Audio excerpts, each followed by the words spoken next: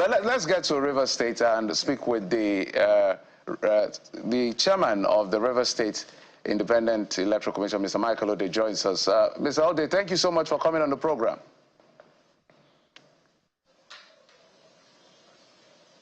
Good morning. Good morning, Zuza. I know you have a busy day, and thank you for taking our time to just come and give us heads up. So let's begin with the very basic of level of preparations as far as the elections are concerned. We saw your, I think, the presser yesterday talking about citizens should come out to vote and all of that. But just give us an overview of what you're dealing with today.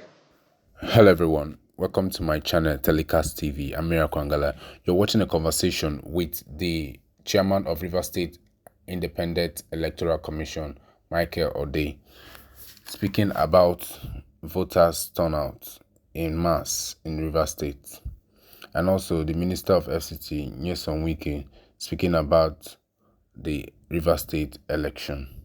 Endeavor to watch to the end. Don't forget to hit the notification bell. Subscribe, like, comment, and share your thoughts. Don't miss any videos. The issuance of the notice of election and the release of the election timetable as revised, and after that we started engaging with our stakeholders. We met with the security agencies. We started our procurement processes. We started the recruitment of ad hoc staff. We did training. We engaged with civil society organizations. We did town hall meetings. We did road shows. We had ISS meetings. And we also had a ceremony where political parties signed an undertaking to be of good conduct during the elections. And all those processes have culminated today where we are to do the implementation as was planned. I have for you is a question that I've been asking earlier, and that is, what would you say is the level of preparedness, particularly in terms of voter awareness? Elections, local government elections are usually not so much given attention by the people. As a matter of fact, if you had been listening to radios, we actually saturated the airwaves. We made sure that our public affairs department was fully engaged. We reached out to other stations, and from time to time we made sure that the public was kept abreast of our processes and procedures, and we hope that that will resonate today with the outcome. But engagement, it's one thing to give out information, it's another thing to confirm or affirm whether or not the people are resonating with the information you are putting out. Do you have any response whatsoever as to how the people are likely to respond today? Well, I'm not a clairvoyant, but I believe that with our interactions with them, particularly the political parties, the traditional rulers, for instance, also called out people to make sure they key into the processes and be peaceful during this exercise. And yes, you may not have 100% acceptance in terms of voter participation, but relatively, I think the voter turnout will be encouraging, hopefully, today. Mr. Odey, so we're going to wind down with you because we know you have a busy day. I know that your appointment was a very tumultuous process, given that you're not from Rivers State, but that's not the conversation for today. We're going to have that conversation later. But where I'm going to is the time you were appointed, now that you're conducting election, quite a very short period. I remember your meeting, RSIEC meeting with the INEC chairman. If you listen to what we're saying, it has raised a concern about the shortness of time and even the constitutionality of the notice of election. How are you working around these landmines? I didn't have any, I was not part of that meeting, so I won't comment on that.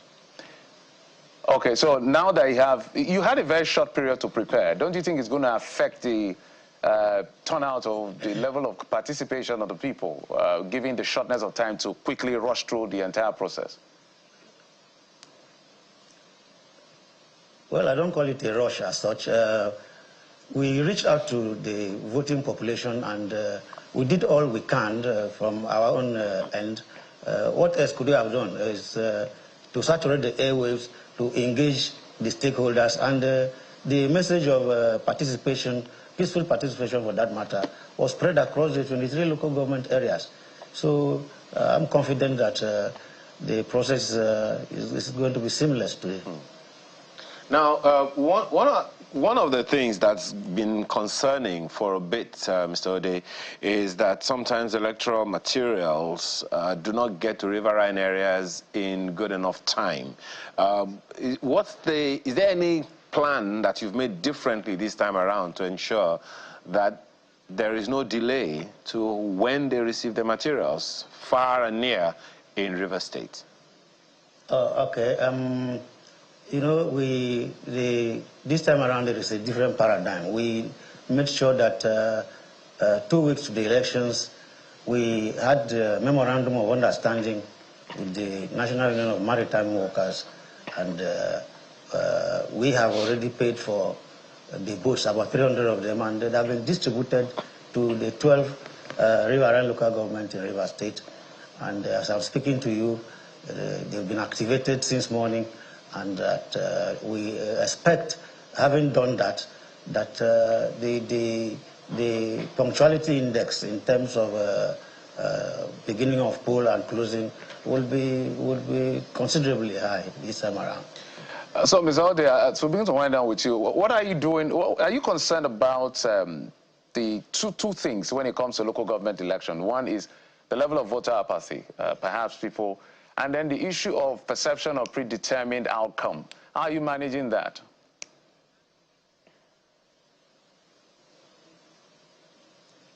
Well, voter apathy, like I told you, I have not a Nostradamus to be able to know what will happen, but we have been committed to this process.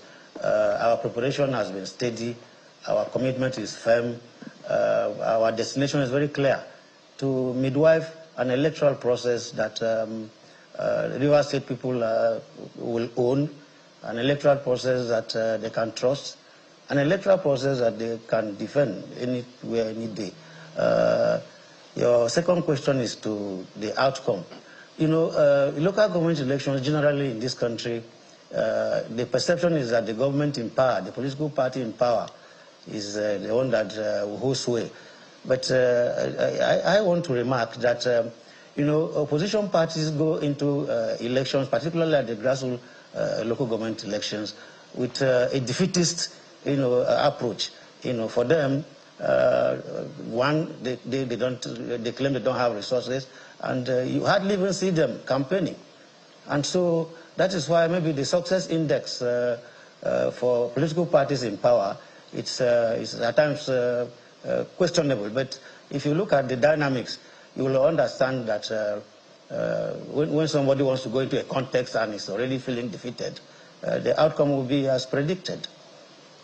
You know, you won't blame the people. The trend has shown that significantly. For us who watch this space, it's very easy to predict a local government election. If I do a bet, I can win literally all of them because of how we found ourselves. But what is more important for you, who is a neutral umpire, is to provide a level playing field for a credible election. So what are you doing to make sure that there's confidence in RSIEC? Ability to conduct this election fairly, transparently, and credibly?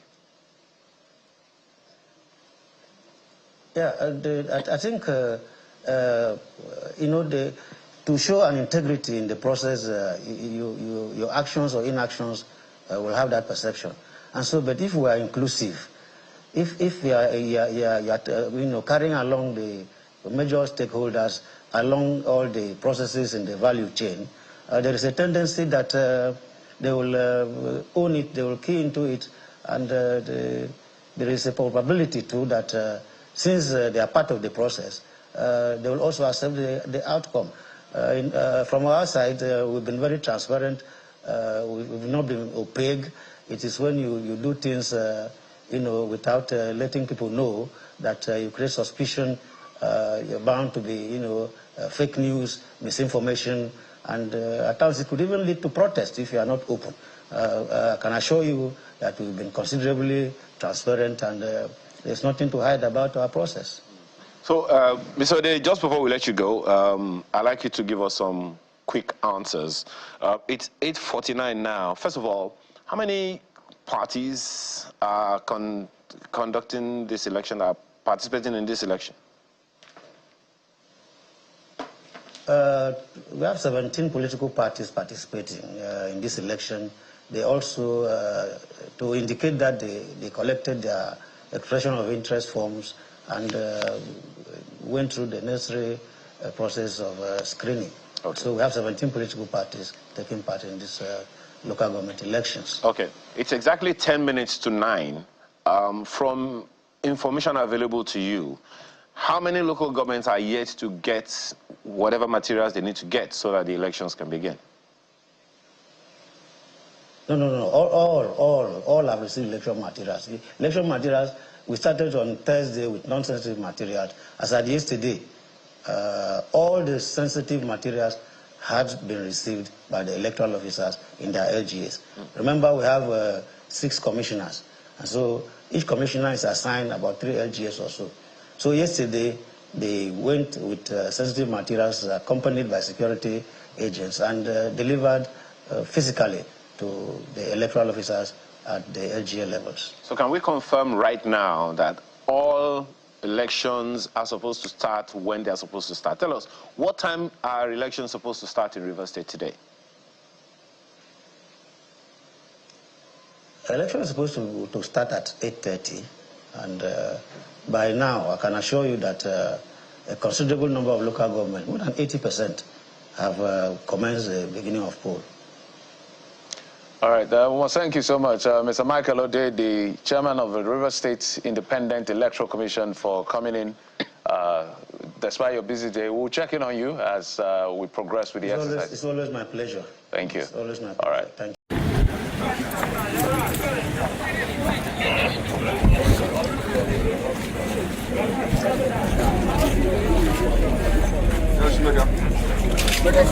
Go.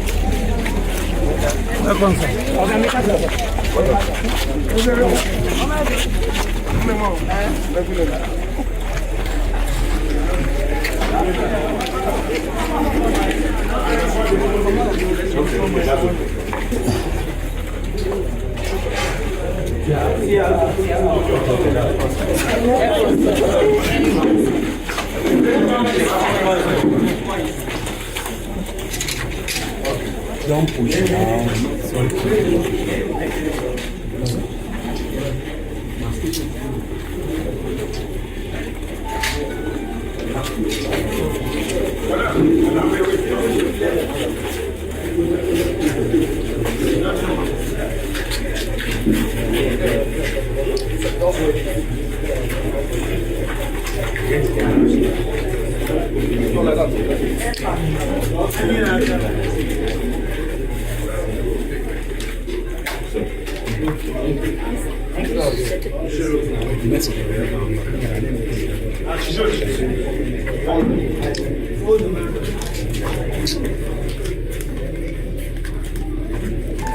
That's shipped up.